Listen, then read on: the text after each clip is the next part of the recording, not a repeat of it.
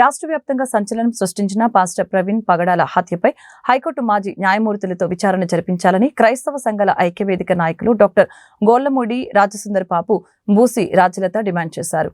ఈ హత్య పక్కా పథకం ప్రకారం జరిగిందని చెప్పారు. అదేవిధంగా సోషల్ మీడియాలో పాస్టర్ పై వైరల్ అవుతున్న ఫేక్ విజువల్స్ ని అదుపు చేయాలని అన్నారు. రాష్ట్ర స్థాయి క్రైస్తవ పాస్టర్ల రక్షణ చట్టాన్ని ఏర్పాటు చేయాలని కోరుతూ మంగళవారం జిల్లా కలెక్టర్ నాగలక్ష్మికి ఐక్యవేదిక నాయకులు విజ్ఞాపన పత్రం అందజేశారు. ఈ సందర్భంగా వారు మీడియాతో మాట్లాడారు. పాస్టర్ ప్రవీణ్ పగడాల మృతిపై చాలా అనుమానాలు ఉన్నాయని చెప్పారు. ఇంతవరకు పోలీసులు పాస్టర్ పోస్ట్ మార్టం రిపోర్టు బయటపెట్టలేదని చెప్పారు. సోషల్ మీడియాలో కల్పిత విజువల్స్ తో ఈ హత్య కేసుని పక్కదారి పట్టిస్తున్నారని ఆరోపించారు.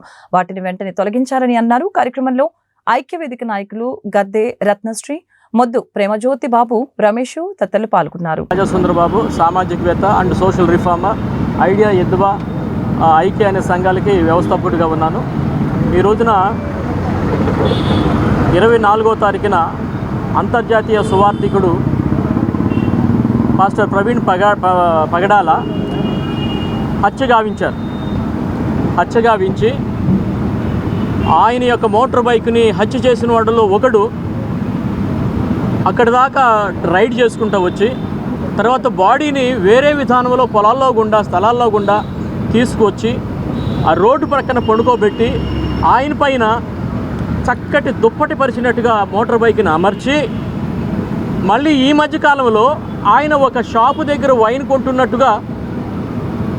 కొంటున్నట్టుగా ఇంకో చోట వైన్ కూర్చుని సేద తీరుతున్నట్టుగా నానా రకాలైన ఒక డ్రామాలు అనేది జరుగుతూ ఉన్నది. పగడాల ప్రవీణ్ అనే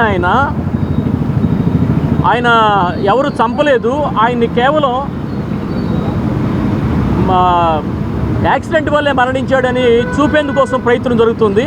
it is quite failure of the police వారి యొక్క ఫెయిల్యూర్ వల్ల ఇదంతా జరుగుతుంది. కనుకనే మేమేమంటున్నామంటే గౌరవ రాష్ట్ర ముఖ్యమంత్రి గారు కానీ, గౌరవ హోమ్ మినిస్టర్ గారు కానీ, గౌరవ గవర్నర్ గారిని కానీ మేము కోరేది ఏంటంటే ఒకటే, అయ్యా పోలీసు యంత్రాంగం సక్రమంగా ప్రవర్తించలేదు కాబట్టి, నిజాలు వెల్లడి చేయట్లేదు కాబట్టి, పోస్ట్ మార్టం రిపోర్ట్ వచ్చింది చేతికి, ఎప్పుడు చనిపోయాడో కూడా చెప్పలేని పరిస్థితుల్లో వాళ్ళు ఉన్నారు.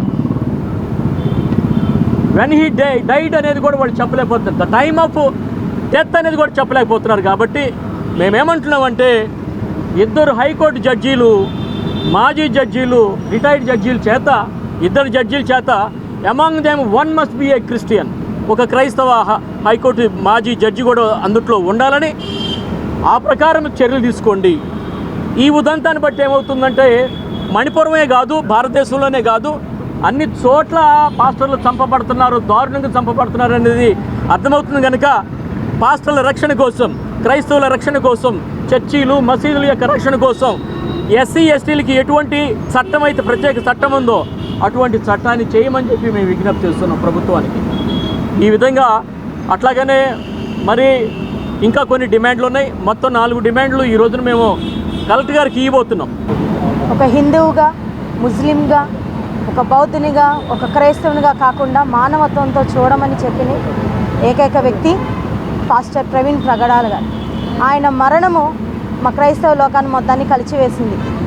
మరి ఆయన చనిపోయి ఇన్ని రోజులైనప్పటికీ మరి పోలీసు వారు కానీ, ప్రభుత్వం కానీ ఎటువంటి యాక్షన్ తీసుకోకపోవటం చాలా బాధాకరం. చాలా కల్పిత కథలు మరి సోషల్ మీడియాలో వస్తున్నాయి. చాలా కల్పిత వీడియోస్ సోషల్ మీడియాలో హల్చల్ చేస్తున్నాయి. అట్లీస్ట్ ఆ సోషల్ మీడియాని కూడా కంట్రోల్లోకి పోలీసు వారు కానీ, లేకపోతే దానికి సంబంధించిన సిబ్బంది కానీ కంట్రోల్లోకి తీసుకోకపోవటం చాలా బాధాకరం.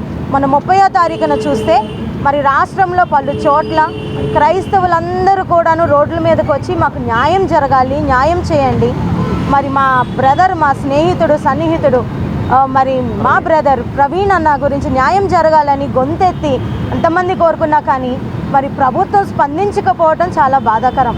మరి ముఖ్యంగా ప్రవీణ్ అన్న గురించి ఆయన పరువుకి నష్టం కలిగే విధంగా సోషల్ మీడియాలో డ్రింక్ చేసి డ్రైవ్ చేశారని పెట్టడం కూడా చాలా బాధ. ఈ హత్య ఎవరు చేశారో అందరికీ తెలుసు, ఎవరు చేయించారో అందరికీ తెలుసు. ఎవరైతే హత్య చేయించారో, ఎవరైతే క్రిస్టియానిటీ అనేది ఒక మతము కాదు, దయచేసి గుర్తుపెట్టుకోండి. క్రిస్టియానిటీ మతము కాదు, అది మత ప్రచారము కాదు, సత్యాన్ని బోధించేది మాత్రమే. మనిషి బ్రతకడానికి కావలసినవి ఆహారము, గాలి, నీరు ఎంత అవసరమో ఈ సమాజంలో మంచిగా బ్రతకడానికి సత్యం కూడా అంతే అవసరం.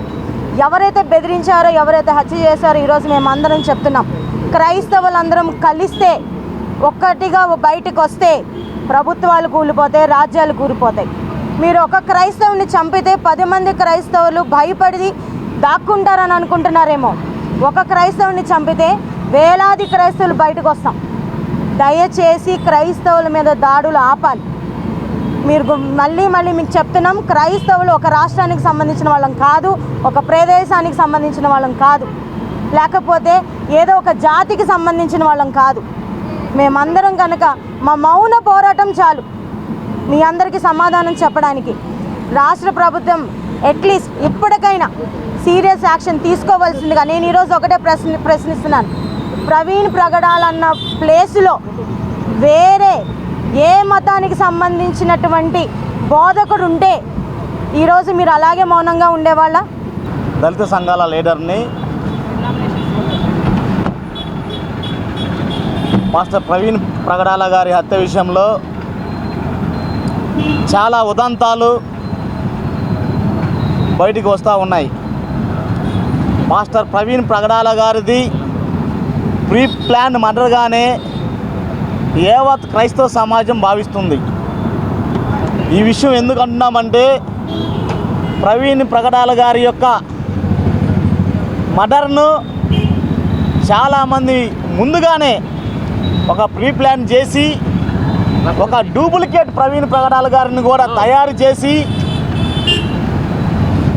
చాలా చోట్ల పెట్రోల్ బంకులు కానివ్వండి, మందు షాపులు కానివ్వండి, ఈ యొక్క మర్డర్లో భాగంగా డూప్లికేట్ ప్రవీణ్ ప్రగడాల గారిని వారు ముందుగానే పంపిస్తూ ఈ యొక్క డూప్లికేట్ ప్రవీణ్ ప్రగడాల గారి కన్నా ముందే దైవ సేవకులు ప్రవీణ్ ప్రగడాల గారిని హత్య చేసి శవాన్ని మాయం చేసి తీసుకెళ్ళి ఎక్కడో రాజమండ్రి దగ్గర పడవేసి ముందుగా వీళ్ళు ప్లాన్ చేసుకున్నటువంటి డూప్లికేట్ ప్రవీణ్ ప్రగడాల గారితో తప్పుడు ప్రచారం చేయిస్తున్నారు.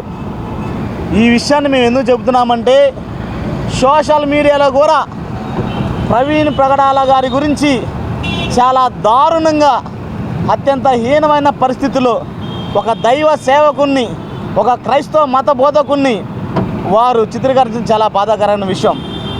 ఈ విషయంలో ప్రవీణ్ ప్రగడాల గారికి మందు షాపు దగ్గరికి వెళ్ళి మందు కొనే అంత పరిస్థితి అయితే లేదు. నిజంగా ప్రవీణ్